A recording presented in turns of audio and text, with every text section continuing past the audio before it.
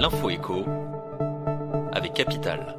On débute ce flash par l'info pratique Capital. Si vous envisagez de faire des travaux chez vous, cela vous a peut-être échappé, mais depuis janvier, un nouveau dispositif d'aide à la rénovation existe.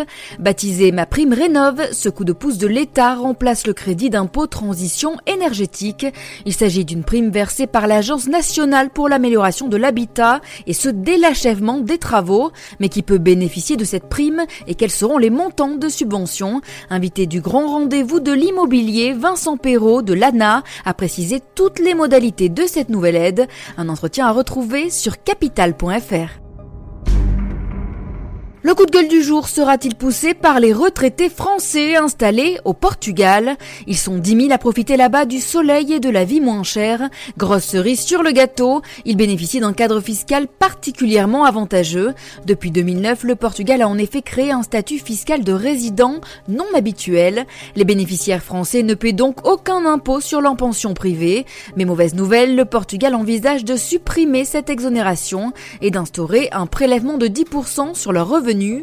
Pas d'inquiétude cependant pour nos concitoyens déjà installés. La mesure, si elle est votée, ne sera pas rétroactive et ne s'appliquera qu'aux futurs résidents. Consultez votre article pour en savoir plus sur capital.fr.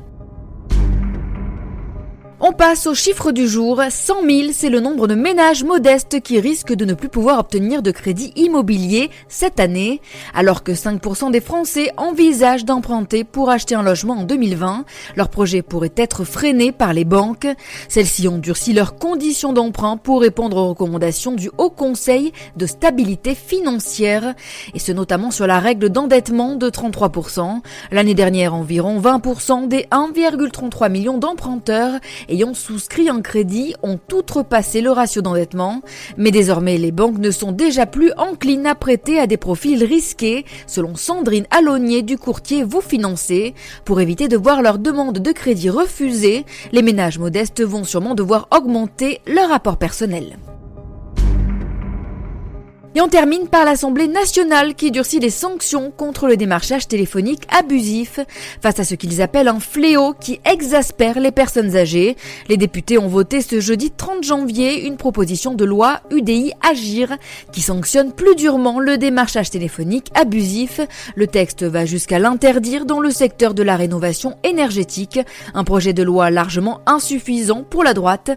Les amendes administratives pourront tout de même atteindre 75 000 € pour les personnes physiques et 375 000 € pour les entreprises.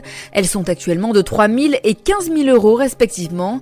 Adoptée en deuxième lecture par 50 voix et 9 abstentions, la proposition doit maintenant être examinée à nouveau par le Sénat.